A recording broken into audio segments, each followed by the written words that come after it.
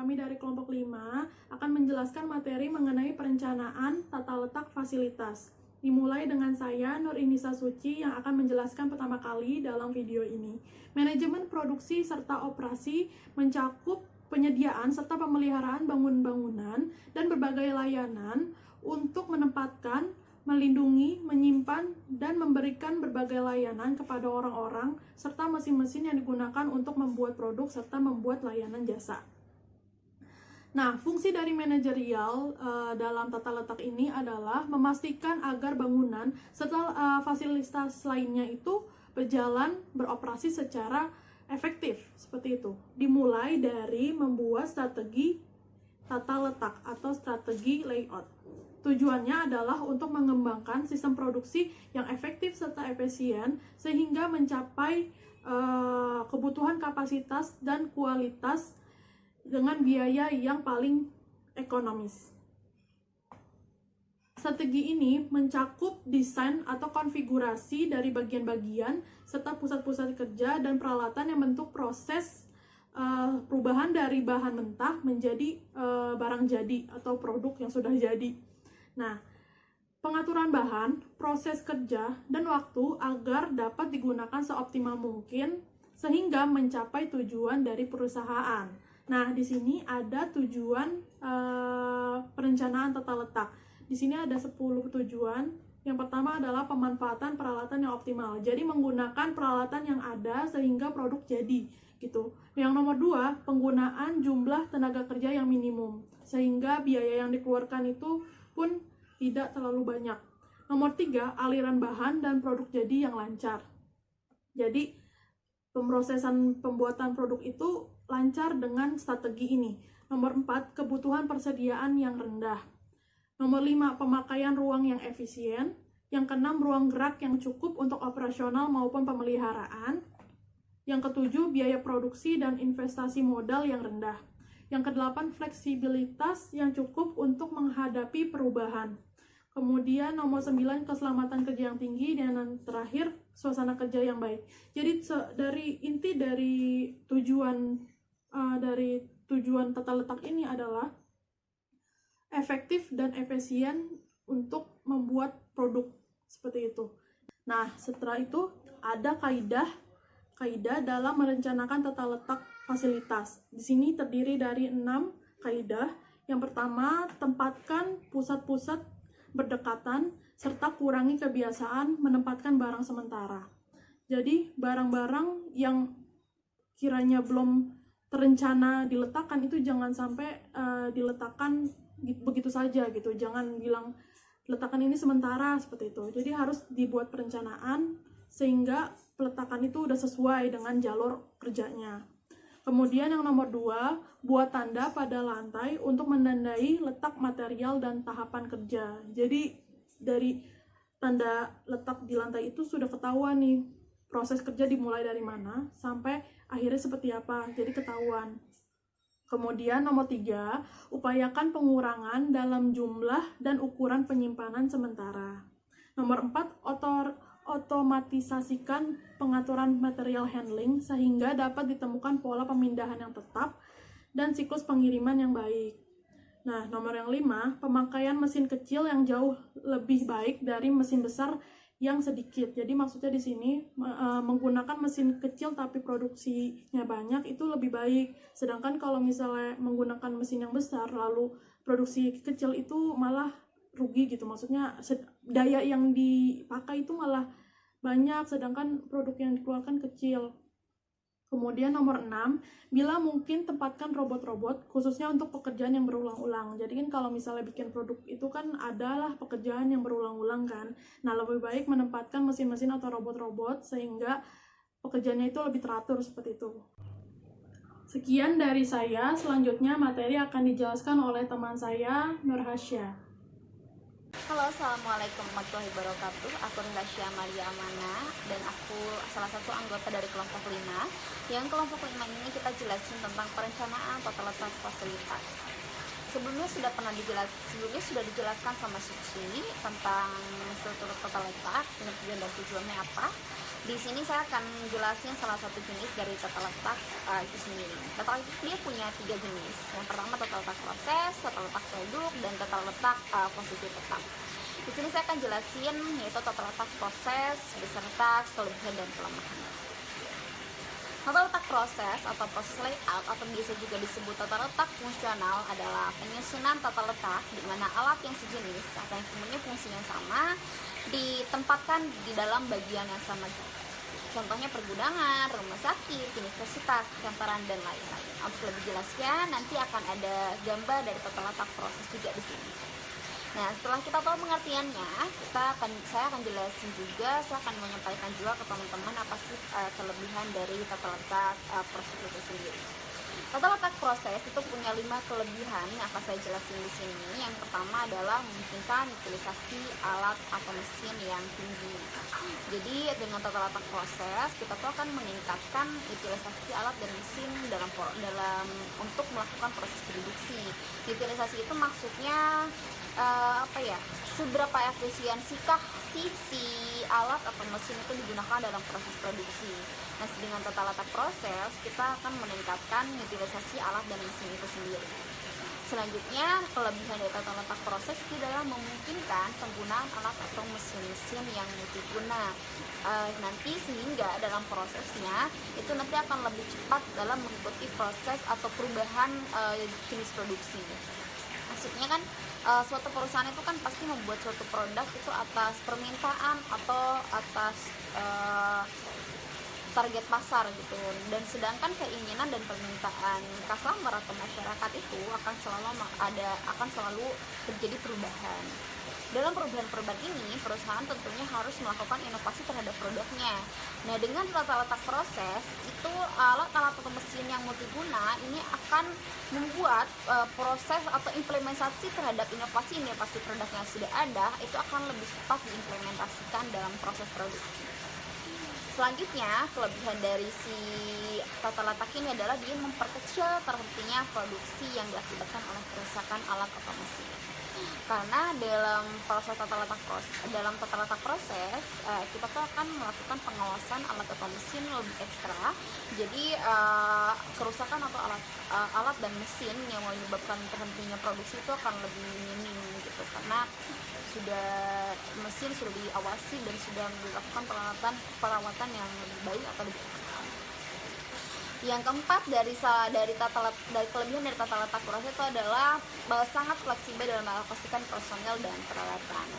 Maksudnya kan seperti tadi pengertiannya, si tata letak proses ini adalah dia tata letak yang mana membuat barang-barang atau mesin yang mempunyai fungsi yang sama itu dimasukkan ke dalam bagian yang sama. Nah, itu ya tentu membuat personel dan peralatan sangat fleksibel untuk dialokasikan. Selanjutnya, yang terakhir dari kelebihan si tata letak itu adalah investasi yang rendah karena dapat mengurangi duplikasi peralatan.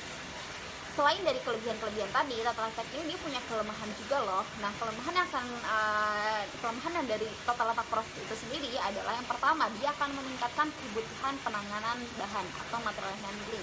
Kenapa sih kayak gitu? Karena aliran proses yang beragam dan tidak dapat digunakannya berjalan. Hal itu membuat penanganan terhadap bahan-bahan produksi akan lebih meningkat.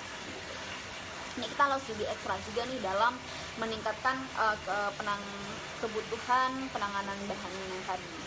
Yang selanjutnya adalah pengawasan produksi yang lebih sulit, karena kan semua kita disentralkan terhadap alat dan mesin, jadi kita gak bisa melakukan pengawasan produksi lebih secara detail gitu, karena semuanya kan udah dilakukan sama mesin, alat dan mesin.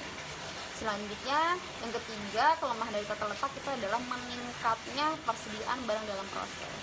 Karena kan satu alat atau mesin ini dia disimpan dalam bagian yang sama, jadi bisa jadi alat dan mesin ini tidak digunakan hanya untuk membuat atau memproduksi satu barang aja. Jadi mungkin ada beberapa barang juga yang diproduksi. Hal ini tentunya akan membuat persediaan dalam proses akan lebih meningkat.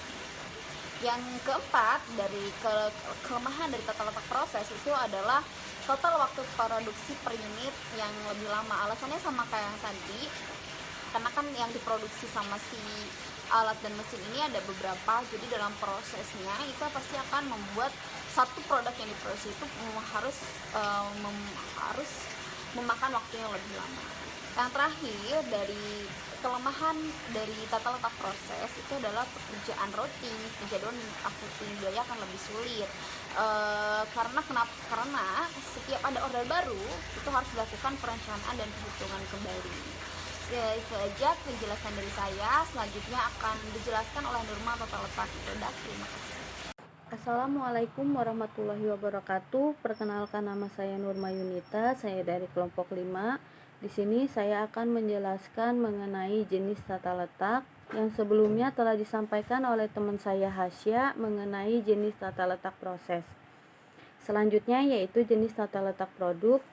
Tata letak produk dipilih apabila proses produksinya telah distandarisasikan dan berproduksi dalam jumlah besar. Setiap produk akan melalui tahapan operasi yang sama sejak awal hingga akhir. Untuk lebih jelasnya, di sini kita dapat lihat bagian tata letak produk. Selanjutnya, ada beberapa keuntungan di dalam menerapkan tata letak produk, diantaranya yaitu yang pertama, aliran material simpel dan langsung. Yang kedua, persediaan barang dalam proses rendah. Yang ketiga, total waktu produksi per unit rendah. Yang keempat, tidak memerlukan skill tenaga kerja yang tinggi. Yang kelima, kebutuhan material handling yang rendah. Yang keenam, pengawasan proses produksi yang lebih mudah. Yang ketujuh, dapat menggunakan mesin khusus dan otomatis. Yang kedelapan, dapat menggunakan ban berjalan karena aliran material sudah tertentu. Yang kesembilan, kebutuhan material dapat diperkirakan dan dijadwalkan dengan mudah. Selain terdapat keuntungan, terdapat juga kelemahan di dalam menerapkan tata letak produk. Di antaranya yang pertama yaitu kerusakan pada sebuah mesin dapat menghentikan produksi. Yang kedua, perubahan desain produk dapat mengakibatkan tidak efektifnya tata letak yang bersangkutan. Yang ketiga, apabila terdapat bottleneck dapat mempengaruhi proses keseluruhan. Yang keempat, biasanya memerlukan investasi mesin peralatan yang besar. Yang kelima, karena sifat pekerjaannya yang monoton dapat mengakibatkan kebosanan. Sekian materi yang saya sampaikan. Selanjutnya akan dijelaskan oleh teman saya Nurul Fadilah mengenai tata letak posisi tetap. Halo teman-teman, perkenalkan nama saya Nurul Fadilah. Di sini saya akan menjelaskan jenis tata letak yang ketiga, yaitu tata letak posisi tetap. Tata letak posisi tetap ini diperlukan apabila karena ukuran, bentuk, ataupun karakteristik lain sehingga menyebabkan produknya tidak mungkin atau sulit untuk dipindahkan. Produk tetap berada di tempat yang telah ditentukan, namun peralatan dan tenaga kerja yang mendatangi produk tersebut. Misalnya seperti pembuatan kapal laut, pesawat terbang, lokomotif, atau proyek-proyek konstruksi. Tapi berlaku juga untuk produksi industri perakitan komputer atau arloji, seperti perakitan atau pengujian di tempat yang sama. Selanjutnya ada keuntungan menggunakan tata letak tetap. Seperti yang pertama, berkurangnya gerakan material. Karena tata letak ini sudah tetap, tentunya pergerakan material juga akan berkurang. Kedua, adanya kesempatan untuk pengayaan tugas. Yang ketiga, sangat fleksibel karena mengakomodasi perubahan dalam desain produk, bauran produk, dan volume produksi. Keempat, dapat memberikan kebanggaan pada pekerja karena dapat menyelesaikan seluruh pekerjaan. Selanjutnya ada kelemahan penggunaan tata letak tetap, yaitu yang pertama, gerakan personil dan peralatan tinggi. Kedua, dapat terjadi duplikasi mesin dan peralatan, jadi double. Ketiga, memerlukan tenaga kerja yang berkemampuan tinggi. Harus tenaga kerja yang profesional mungkin dan kemampuannya juga mumpuni. Yang keempat, biasanya memerlukan ruang yang besar dan persediaan barang dalam proses yang tinggi. Sekian penjelasan dari saya, selanjutnya akan dijelaskan oleh rekan saya. Assalamualaikum warahmatullahi wabarakatuh. Perkenalkan, nama saya Rini Meriani. Saya dari kelompok 5. Di sini saya akan melanjutkan presentasi dari teman saya yang sebelumnya, yaitu Nurul. Nah, saya di sini akan menjelaskan tentang layout dalam organisasi jasa. Organisasi jasa seperti bank, restoran, rumah sakit, dan kantor-kantor juga menghadapi banyak masalah layout yang sama seperti perusahaan-perusahaan manufacturing. Bagi hampir seluruh bagian, metode-metode layout yang sama dapat digunakan. Di samping aliran beban antara departemen-departemen, analis harus mempertimbangkan pergerakan perpindahan karyawan lain dan pergerakan kertas kerja. Sebagai contoh, dalam kasus di restoran, perpindahan bahan mentah sebelum dimasak menuju tempat-tempat pemrosesan seperti lemari es, kompor, oven, dan lain-lainnya, dan pergerakan produk sebelum akhirnya masak ke langganan. Sekian presentasi dari saya, dan selanjutnya akan diteruskan oleh Risma. Selanjutnya, saya akan menjelaskan tentang keseimbangan lini. Perencanaan dan penyusunan layout harus memperhatikan keseimbangan lini. Masalah-masalah keseimbangan pada proses produksi ini berarti adanya keseimbangan atau persamaan kapasitas atau keluaran dari setiap tahap operasi suatu runtutan lini. Bila terjadi keseimbangan antara kapasitas suatu tahap operasi dengan tahap operasi berikutnya, maka proses produksi ini diharapkan akan berjalan lancar. Tetapi, bila keseimbangan tidak dijaga, keluaran maksimum yang mungkin dicapai untuk lini tersebut ditentukan oleh operasi yang paling lambat. Ketidakseimbangan ini akan mengakibatkan penumpukan barang-barang dalam suatu proses bagian operasi, dan di lain pihak, pengangguran bagian-bagian operasi lainnya. Ada dua metode deterministik, yaitu metode penyeimbangan partikan dan teknik penyeimbangan bantuan. Dua metode deterministik ini digunakan untuk memecahkan masalah keseimbangan lini. Terima kasih.